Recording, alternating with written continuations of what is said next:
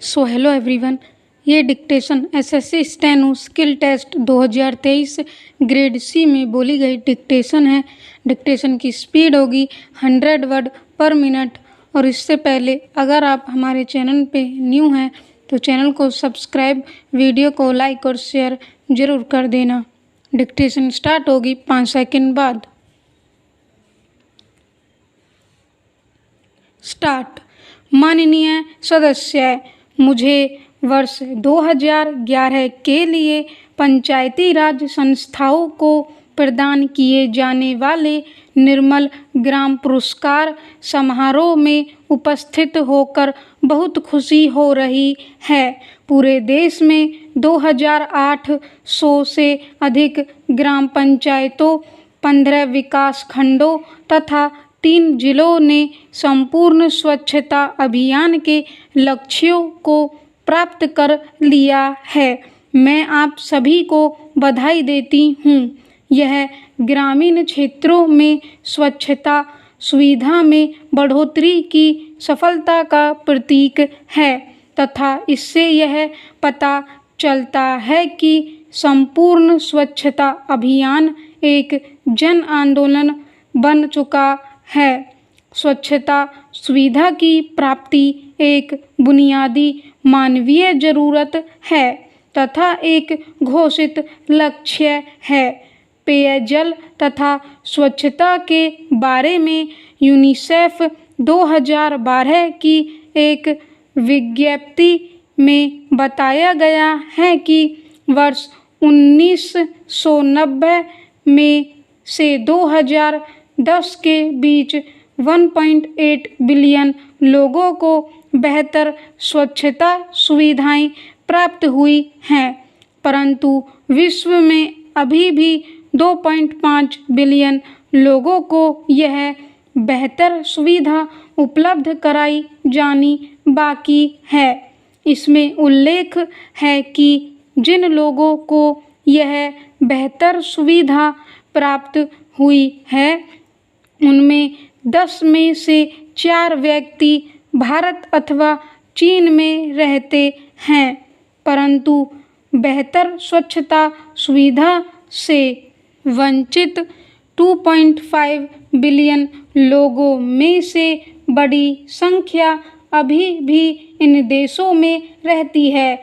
वर्ष 2011 की घरेलू जनसंख्या के आंकड़े दिखाते हैं कि भारत में 47% घरों में 4 दीवारी के अंदर ही शौचालय मौजूद हैं। इसमें पहले के मुकाबले 11% का सुधार हुआ है। अतः हमारे सामने एक विशाल लक्ष्य है। स्वच्छता और बेहतर साफ सफाई की आदत लोगों के जीवन की गुणवत्ता को दर्शाती है, जो कि किसी भी राष्ट्र की सामाजिक मानदंडों के निर्धारक तत्व है। ग्रामीण इलाकों में स्वच्छता की कमी बाल और प्रौढ़ मृत्यु दर और अस्वच्छता का एक प्रमुख कारण है। पीने का गंदा पानी और साफ सफाई की अपर्याप्त सुविधाएं डायरिया, पोलियो, टाइफाइड जैसी बहुत सी बीमारियों के प्रमुख कारण हैं। ऐसी बीमारियों के बार बार होने से कार्य दिवसों का अप्रत्यक्ष नुकसान होता है और परिवार तथा देश को इसके परिणाम स्वरूप बहुत आर्थिक नुकसान होता है। बापू जी लोगों द्वारा स्वच्छता के नियम के अनुपालन को उच्च प्राथमिकता देते थे, जिसके लिए साफ सफाई को सख्ती से अपनाने तथा लोगों के पूर्ण और स्वैच्छिक सहयोग की जरूरत होती है। इसके अलावा गांधी जी का मानना था कि भारत गांवों में बसता है और गांव ही हमारे देश की प्रमुख सामाजिक, आर्थिक और राजनीतिक इकाई हैं। वह हमेशा देश की ग्रामीण अर्थव्यवस्था को विकसित करने की वकालत किया करते थे। आज देश में लगभग 6 लाख से अधिक गांव हैं और हमारी लगभग 67% आबादी ग्रामीण इलाकों में रहती है। हमारे गांवों की तरक्की ही उनमें रह रहे करोड़ों लोगों की तरक्की है। गांवों को स्वच्छता सुविधा प्रदान करने के बापू के प्रिय सपने को साकार करने में देश को सहायता मिलेगी। पेयजल और स्वच्छता मंत्रालय को एक पूर्ण मंत्रालय का दर्जा प्रदान किया गया है। इसमें स्वच्छता संबंधी मुद्दों को न केवल अधिक प्राथमिकता मिलेगी बल्कि नियोजन और समुचित कार्यान्वयन पर ध्यान केंद्रित किया जा सकेगा। व्यक्तिगत स्वच्छता और साफ सफाई से रहने की आदत बहुत ज़रूरी है। प्रत्येक बच्चे को बचपन से ही इस आदत को अपनाना चाहिए। इस दिशा में एक अच्छा कदम है कि संपूर्ण स्वच्छता के अभियान के अंतर्गत ग्रामीण स्कूलों और आंगनबाड़ियों को 100% सुविधा प्रदान करने पर बल दिया गया है। स्वच्छता और साफ सफाई के संदेश फैलाने के लिए स्कूल शुरुआती और सही स्थान है और हमारे प्राथमिक स्कूलों में स्वच्छता के बारे में पढ़ाया जाना चाहिए। बच्चे इस संदेश को स्कूलों से घर ले जाएंगे।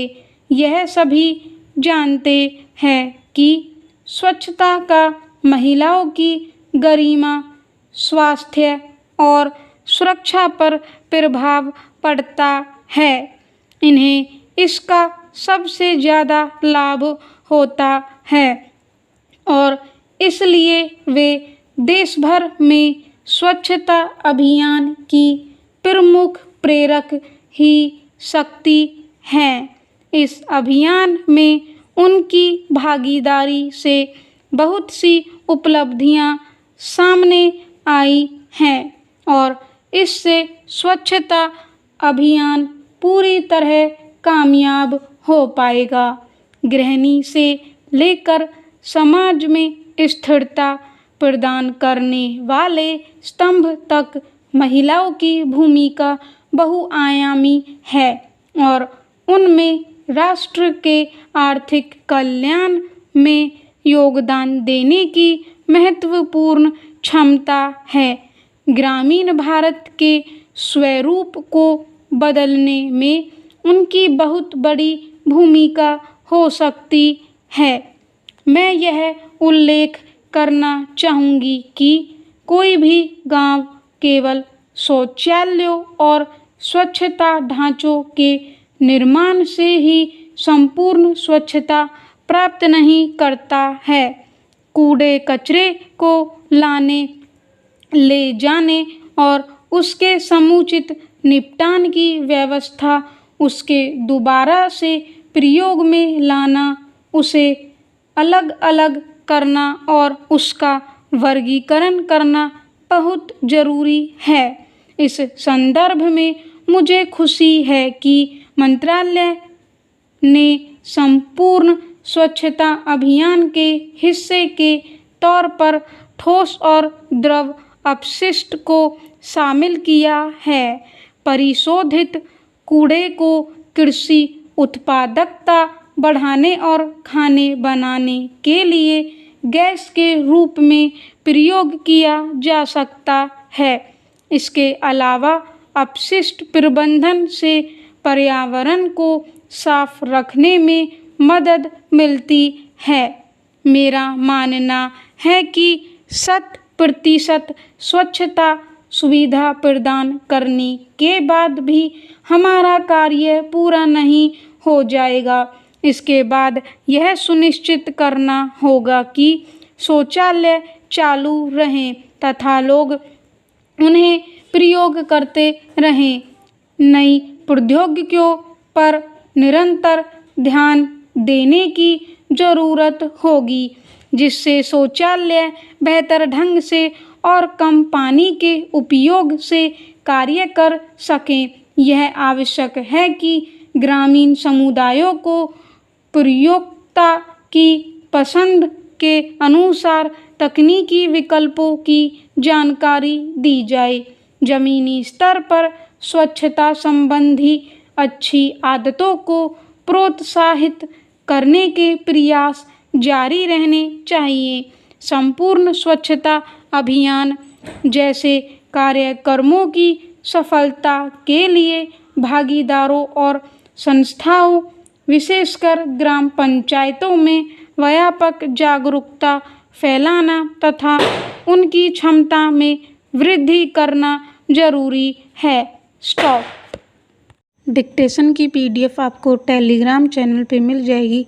टेलीग्राम चैनल का लिंक डिस्क्रिप्शन में दिया हुआ है।